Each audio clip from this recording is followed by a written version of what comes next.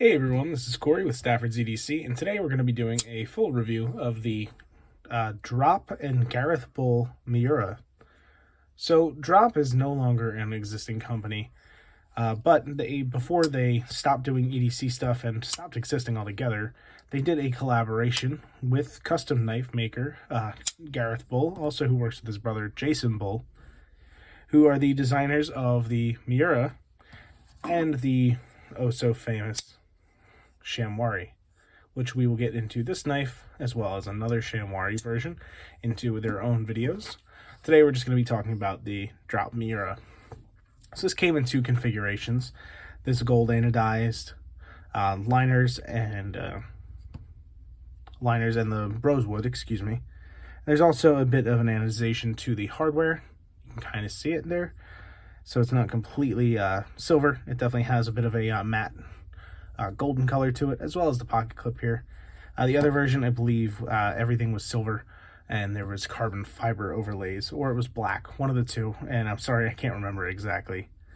But on this guy, you are looking at S35VN steel, which you can see right there.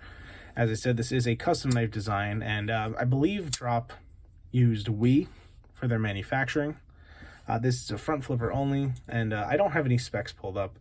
I'm not going to get into specs in this video for this. I just want to kind of get this review out quick to you guys because I've had these for way too long. The unboxing video just went live this week, but I've had these for about 2 weeks now, which I feel bad doing. Also, big thanks to Matt for sending this and the two other Shamwaris along for review. Really, really appreciate it and allow me to carry them and tinker with them. So yeah, but anyway, really quick size comparison here. Bench train bug out. 84mm Victorinox Cadet. So you can see it's definitely on the smaller side of EDC, but not a tiny knife by any means. You can still get a nice 4-finger grip, plenty of room, and a good thumb ramp to get yourself purchased here. And this cuts really, really well. Gareth Bull does a really nice hollow grind on his customs. And then to look at this version here, I don't know if you can tell just how much that blade thins out, but it gets quite thin from this thickest point here up this this grind line here, this spine. So you can see it tapers down to a really thin edge, and it's kind of an abrupt hollow grind. It does reach that full thickness rather quick, but it's mitigated by a nice swedge on the back here that makes it pass through material really nicely. Now, it does not pass as nicely through material as the Shamwaris do, but this does still cut very well.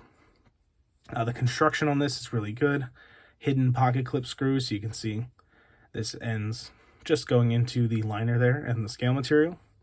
Really nice look. It carries really well. It's nice and slim. You can see when it's closed just how thin this knife is. It takes up less real estate in the pocket than a bench train bug out, which is pretty crazy because the bug out is such a thin knife overall. But this is a nice, slender, and sleek design. The front flip works pretty good on it. The D10 is, I wish it was a little harder, but it's certainly not something that bothers me, and I didn't find myself failing this at any point. So that's nice, and the action is really good. This surprised me, especially being a titanium liner lock. Has no issues with lock stick, except for in use a little bit, which I'll get into momentarily. But just flipping it hard, I have no issues, and depressing that lock, it swings right down to the thumb, and just a little effort to get it to close. Sorry about the interruption there. Just my dad got home from work, and you can hear the puppies getting up on the bed behind me. But I was talking about the action. The action is really, really great, and the detent is a little bit on the light side, but it's certainly functional. I have no issues getting this deployed. You can see either with the thumb or by reaching over the top. You can see I almost missed it there, but it's because I pushed a little too much into the frame. You can reach over the top and pull back too.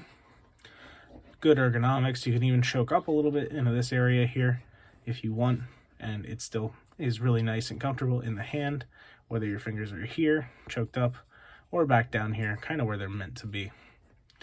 Ergonomically, there really is no hot spot. A little bit from the clip here if you're going to be in like a hammer grip, but in this kind of a grip, the clip just kind of melts into your hand, unless you're really squeezing with these two fingers down here, which almost never are going to be. Everything's kind of up here in the hand when you're pushing on stuff, so the ergos are good to go on this. And now, lastly, let's just talk about cutting performance and my overall thoughts on this. As I mentioned, it has a hollow grind, which does make it nice and slicey, and the swedge on the back running basically the entire length of the cutting edge minus like 1/8 of an inch maybe. You can see it's very, very subtle amount of edge that is not covered by this this swedge, or just at the thinnest point at the tip here. So it does cut really, really well.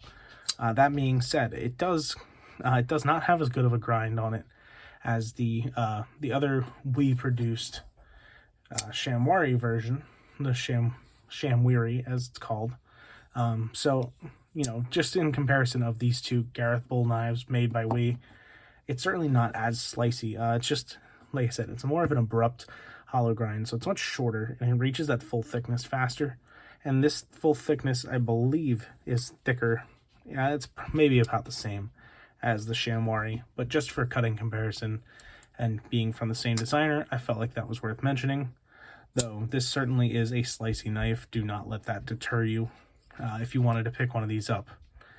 This design is not my cup of tea. I'm not a big fan of pronounced finger grooves like this. When they're on a knife, for certain reasons, like something like let me just grab it here, something like the Oz Machine Company Roosevelt, which is not right there, it's right here. Sorry, I'm doing this blind. The finger choil, these finger areas, are just where your hand kind of goes, and they're large and they're functional. That being said, that when it's closed, it's, you know, it captures the hole, it shows off the logo as well as the number.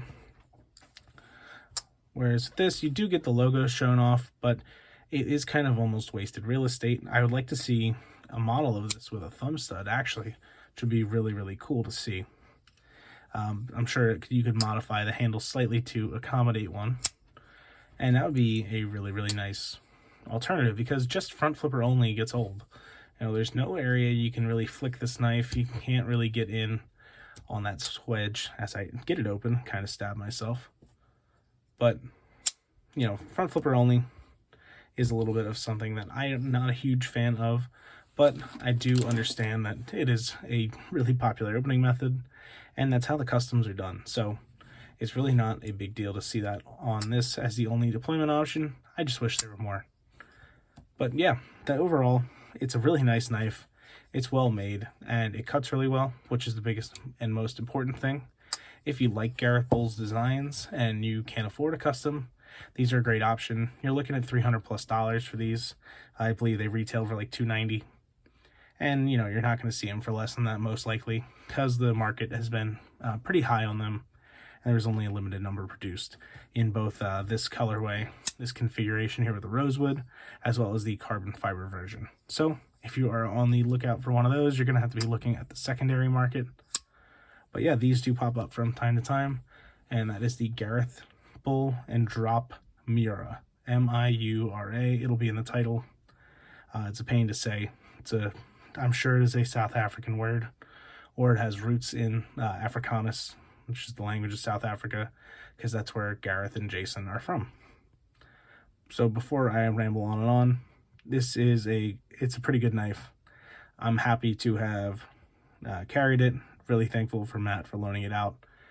It is just not something that I would personally pick up a version of, but it will have a place in so many people's collection. Not only being a Gareth Bull design, but also just being a really neat design overall. And who doesn't love a good front flipper, right? All right, you guys have a great day, and thanks for watching. Take care.